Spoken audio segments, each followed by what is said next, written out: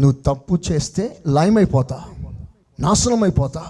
ఆ నాశనం రాకుండా ఉండాలంటే నువ్వు ఖరీదు కట్టాలి, వెల చెల్లించాలి. ప్రతిసారి బలిపీఠం దగ్గరికి బలు పశువుని తీసుకురావాలి.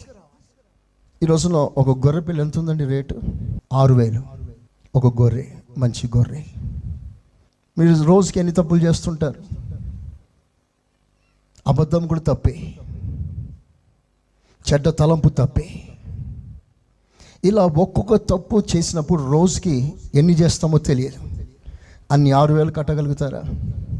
ఒక్కొక్క తప్పుకి ఒక్కొక్క 6,000 మీరు ఇవ్వగలరా? మీరు చెప్పండి.